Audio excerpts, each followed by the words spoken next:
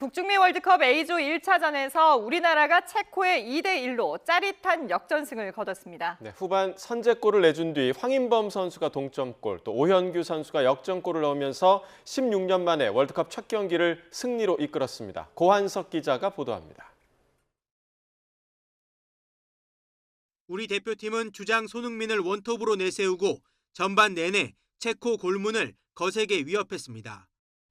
전반 14분에는 이강인의 중거리 슛이 골키퍼 선방에 걸렸고 38분에는 손흥민의 왼발 슛이 골대를 아쉽게 벗어나는 등 전반 슈팅수 7대2로 우세한 경기를 펼쳤지만 상대 골문을 열지 못했습니다. 반면 평균 신장 187cm의 체코는 경기 내내 긴 패스에 이은 헤더를 중심으로 역습을 노렸습니다. 결국 후반 14분 롱스로잉을 수비수 크레이치가 번개 같은 헤더골로 연결하며 선제골을 뽑아냈습니다.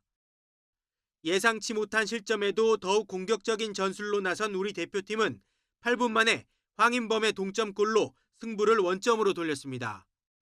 황인범은 이강인의 긴 패스를 받아 수비수와 골키퍼를 침착하게 따돌리고 재치 있는 오른발 칩슛으로 동점골을 뽑아냈습니다. 이후 홍명보 감독은 손흥민 대신 오현규를 투입하는 승부수를 던졌는데 오현규가 교체 투입 10분 만에 역전골을 뽑아냈습니다. 황인범이 오른쪽에서 넘겨준 크로스를 왼발로 밀어넣은 오현규는 우리 응원석 앞으로 달려가 환호했습니다.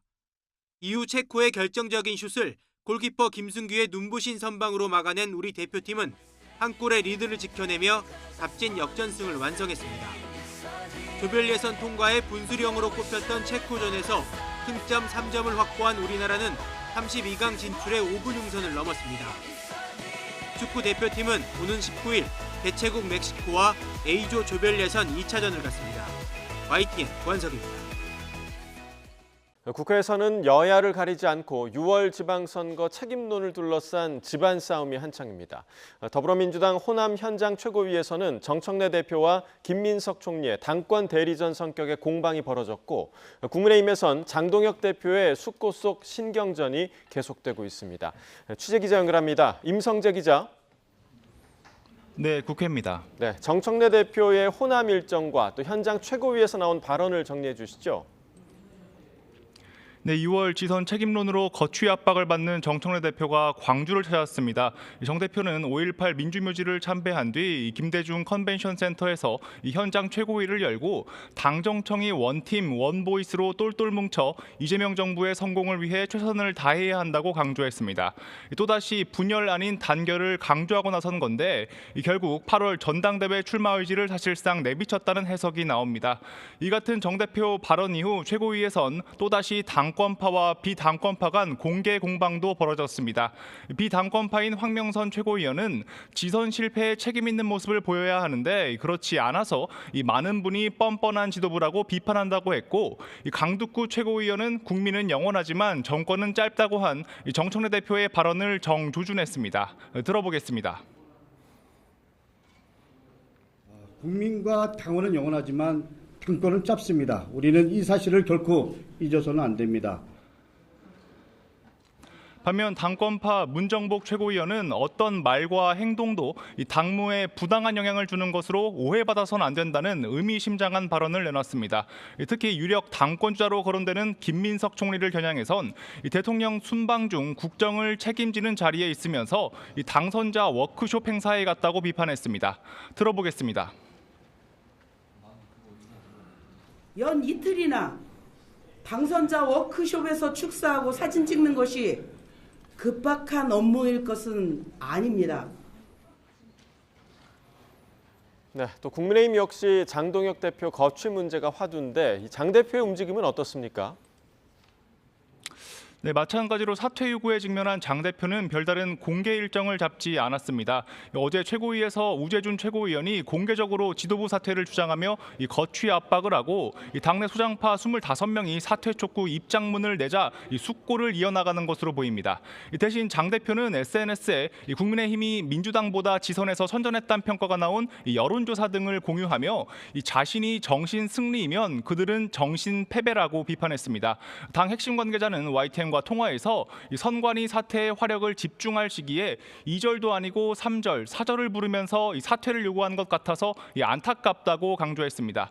반면 우재준 최고위원은 SBS 라디오 인터뷰에서 실질적으로 물밑에선 이 소속 의원의 70에서 80%가 대표 사퇴 필요성에 동의하고 있다고 주장했습니다. 소장파인 이성건 의원도 SNS에 장 대표가 할 일은 조건 없이 물러나는 거라며 더는 역사에 기록될 요상한 대표가 되지 말라고 촉구했습니다. 이런 신경전 속 장 대표의 거취를 논의하자며 당내 소장파가 요구한 의원총회가 언제 열릴지도 관심인데요. 관련해 정점식 원내대표는 오전 기자간담회에서 이번 주 일요일까지 전반적인 상황을 보고 개최 여부와 시기 등을 결정하겠다며 말을 아꼈습니다. 네, 그리고 투표용지 사태와 관련한 국정조사 추진 분위기는 좀 어떻습니까? 조속한 국정조사 특위 출범을 여야 모두 한 목소리로 주장하고 있습니다. 민주당 한병도 원내대표는 광주 현장 최고위에서 당장 다음 주에라도 국정조사 계획서를 채택해 특위를 가동해야 한다고 말했습니다. 다만 특위 구성 등을 놓고 진통을 겪을 수 있다는 전망도 나옵니다. 국민의힘 정점식 원내대표가 오전 기자간담회에서 국조특위 위원장은 국민의힘, 위원은 여야 반반씩 구성해야 한다고 제안했기 때문입니다. 이 때문에 오전 여야 원내운영석 간의 회동 결과가 주목됐는데 양측은 오늘은 상견례 성격이었다며 의견을 정리해 다음 주 중 다시 만나기로 했다고 밝혔습니다.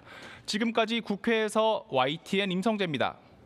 평양 무인기 의혹과 관련해서 일반 이적 등의 혐의로 기소된 윤석열 전 대통령과 김용현 전 국방부 장관에게 각각 징역 30년이 선고됐습니다. 네, 김 전 장관에게는 구형보다 더 높은 형량이 선고된 건데요. 취재기자 연결해서 선고 내용 자세히 알아보겠습니다. 유서연 기자. 네, 서울중앙지방법원입니다. 네, 선고 내용 전해주시죠. 네, 1심 재판부는 윤 전 대통령과 김용현 전 국방부 장관에게 각 징역 30년을 선고했습니다. 특히 김 전 장관의 경우 특검팀의 구형량보다 5년이 더 높은 형이 선고됐습니다. 여인영 전 국군 방첩사령관은 징역 15년을 선고받았습니다. 재판부는 일단 평양 무인기 투입 작전이 비상계엄 상황을 조성하기 위한 정치적 목적에서 비롯됐다고 판단했습니다. 이에 따라 자위권을 위한 정당한 작전이었다는 윤 전 대통령 측의 주장을 받아들이지 않았습니다.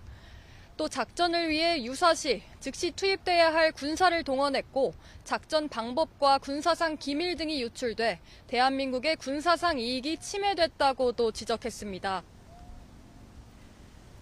윤 전 대통령의 일반 이적 혐의 공동정범 책임도 인정했죠. 네, 재판부는 윤 전 대통령이 비상계엄 선포 상황을 조성하기 위해 처음부터 이 평양 무인기 투입 작전을 공모했다고 판단했습니다. 김 전 장관 또한 같은 이유로 이 평양 무인기 작전을 직접 실행해 일반 이적 혐의 공동정범 책임이 인정된다고 봤습니다. 이러한 작전에 복종할 이유가 없는 군인들에게 의무 없는 일을 하게 했다며 직권남용 혐의도 유죄로 판단했습니다. 재판부는 헌법이 대통령에게 부여한 계엄 선포권은 국가 안전 보장을 위해 사용해야 함에도 윤 전 대통령 등이 자신의 정치적 목적을 위해 이러한 작전을 시행했다고 지적했습니다. 또 국방부 장관이 군인들을 사적으로 이용했고 국가의 안전 보장 등에 대한 국민의 기대를 배신했다고도 질타했습니다.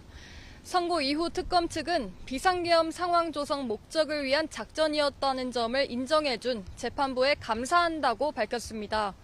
반면 윤 전 대통령 측은 참담하고 비참하다면서 항소에 다시 다투겠다고 목소리를 높였습니다. 지금까지 서울중앙지방법원에서 YTN 유서연입니다.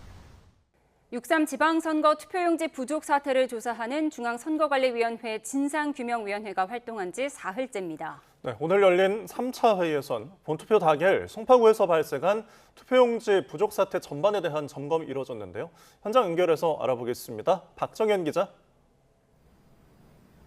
네, 경기 과천 중앙선관위입니다. 네, 3차 회의가 종료됐는데 자세히 전해주시죠. 네, 오전 9시 반 시작된 회의는 점심시간을 넘겨 오후 2시쯤 끝났습니다. 진상규명위는 본투표 당일 서울 송파구에서 벌어진 투표용지 부족 사태에 대해 시간대별로 자세히 브리핑했는데요. 사건의 재구성이라고 할 수 있습니다. 일단 투표용지가 부족할 수 있다는 보고가 서울 선관위에 올라온 건 오전 11시 50분쯤입니다. 예상보다 투표율이 높자 송파구 선관위 직원이 예비용인 무번호 투표용지에 1년 번호를 제공해달라고 요청한 건데요. 오후 2시 20분 잠실 4동 제7투표소로 먼저 투표용지 운송이 시작됐고요. 하지만 각 투표소에서 용지 요청 문의가 빗발치자 1년 번호 미게재 상태로 투표용지가 불출되거나 인근 투표소에 남은 용지를 빌려 이송하는 등 주먹구구식 운영이 자행됐습니다. 이 과정에서 송파구 선관위 직원들은 물론 동간사 서기, 사무보조원의 사회복무요원까지 투표용지 이송원에 동원됐고요. 상황이 이러다 보니 서울시나 중앙선관위의 체계적인 보고가 전혀 안 된 건 물론입니다.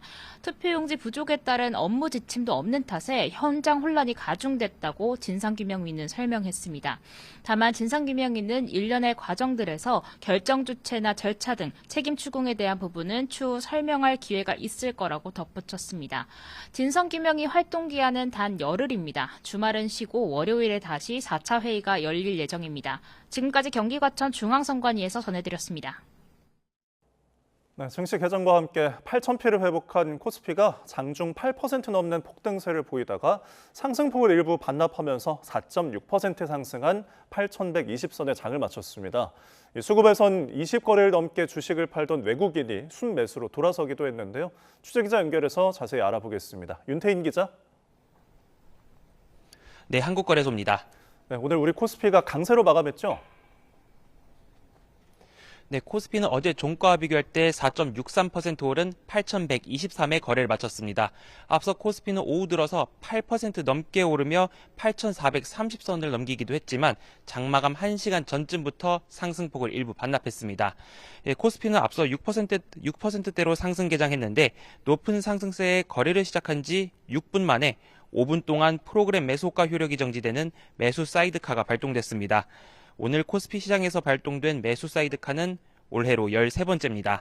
오늘 코스피 강세는 미국과 이란의 MOU 체결 임박, 5월 인플레이션 불안 심리 진정, 미국 반도체주 강세 등의 영향을 받은 것으로 보입니다.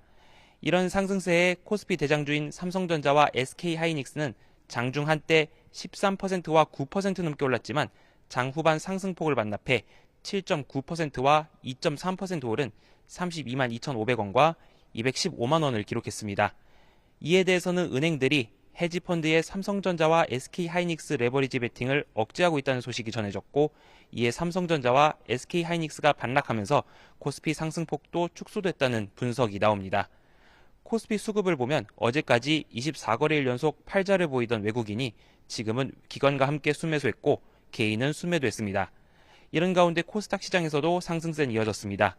코스닥은 3.02% 오른 1027로 출발하며 천스닥 회복에 성공해 기관의 순매수로 장중 상승폭을 확대했지만 코스피와 마찬가지로 장 후반 상승폭을 일부 반납해 3.22% 상승한 1029회의 거래를 마쳤습니다.